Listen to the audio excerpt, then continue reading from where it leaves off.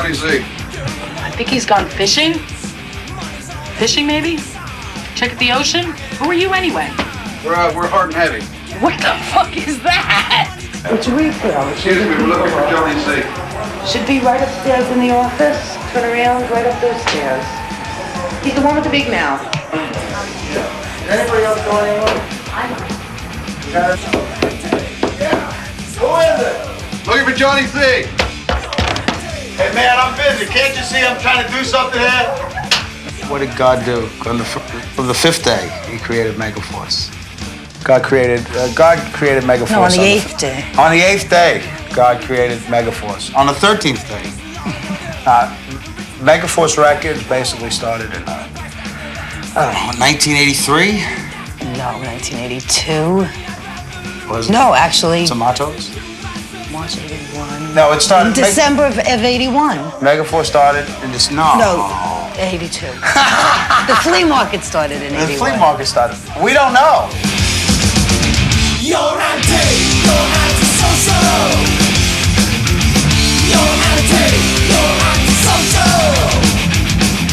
The bottom line is Megaforce started because nobody else wanted to put out our records and somebody had to, so we did. There's a certain fellow who's now like the general manager, vice president of a big record company.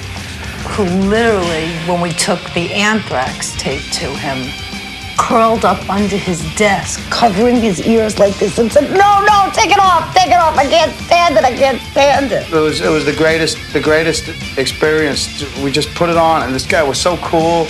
He was sitting back, he goes, man, let me hear this record. Really crank it, you know? Yeah, turn it up, man, turn it up. And we said, yeah, okay, wow, this is great. So we turned it up, and within 30 seconds, this dude was, you'd think he was in Vietnam, man, on the other side of a bomb. He really went down. He was so petrified, he couldn't just reach over and turn off the stereo. We literally had to get up and turn it off because he was shaking. And that was another attempt to sign a band to a major, and we had to put out Anthrax. You're anti-social. You're anti-social. The only thing that frustrates me is the majors did get involved with heavy metal music. It certainly isn't the music that Marsha and I developed back in '83, which was really cool. It was sort of a psychedelic, aggressive kind of a heavy metal music, speed metal, thrash, whatever you want to call it. But Metallica and Anthrax was certainly, and still are today, ahead of their time. So we felt that M.O.D. would break better coming from since Atlantic turned it down, we felt that it would break a lot better on an indie level because it was more of a hardcore type of a band. I really didn't want the glitz, glam, and financial corporate backing of a major. I wanted that band to look like they're happening on their own, and they were.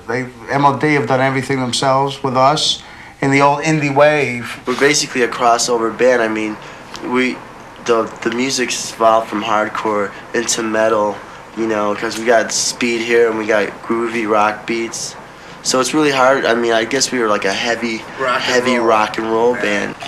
I don't know. I checked out the new Madonna tape. It's really good. Yeah. He likes them a lot. I like Madonna. I like Jody Watley. He almost beat me up because I smelled his tape. Yeah, nobody touches my Madonna tape.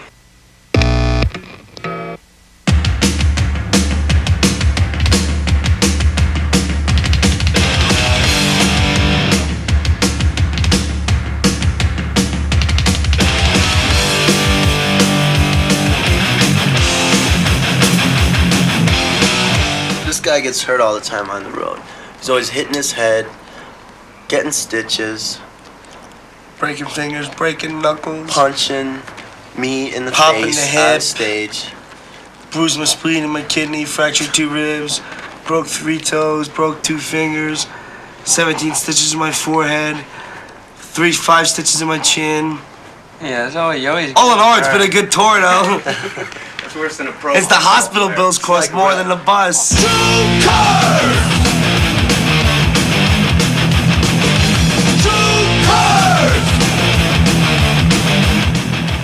You get these girls on the bus and they're like, we were on Poison's bus, And I could just imagine what they were doing then, They weren't holding hands, that's Right. for sure. Maybe holding glands, but not holding hands. When you got a chick in the back of the bus and you get her clothes off, she goes, I can't do this.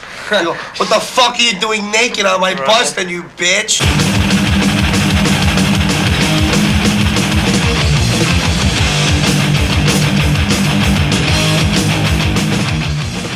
On just one album, you touched on a really wide variety of stuff. For example, No Glove, No Love. Yeah, well, No Glove, No Love is just like life on the road. Yeah. Or life anywhere nowadays, man. Just safe sex. Satan's Cronies is about people go around and saying the devil rules and the devil Satan this and Satan that. When I tried to sing that song was that how stupid it was. And that if any of these people ever really met Satan, they'd shit their pants. Two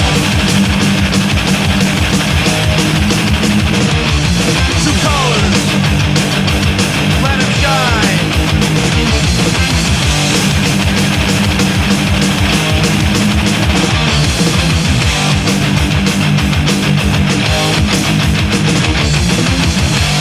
Show me your tattoo. Yeah, I just got a tattoo of no fat chick. Oh, really? See? Get a close up on it. Right? That'd be a tough one.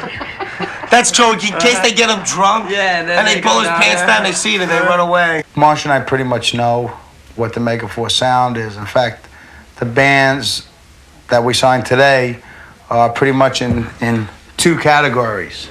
We have the bands that deliver the Megaforce sound. That we've been known for, that heavy metal Megaforce sound. That crunch, you know. But there is also a new breed of Megaforce sound that is not necessarily heavy metal, just good, new, progressive music. Yeah, it's sort of like new age of rock and roll stuff. King's X is a prime example of, you know, this new age of rock and roll. Lightning flashing east to west. Love is falling on. Don't follow me. Don't follow me. Don't follow me. How we got signed with Megaforce, I guess it was like the dream come true. I was real surprised that they would be interested in a band that wasn't a thrash band. But on the other hand, it was exciting because they have a fire within them to make things happen. I was nervous about playing before Anthrax. When we come over here to do this, we never know what to expect. It's actually been very good. You know, kids have been real responsive.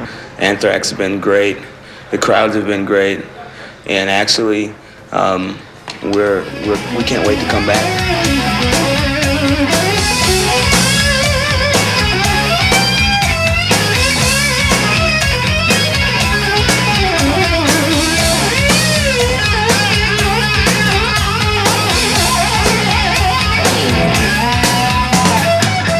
And the road, the pressure, that's easy.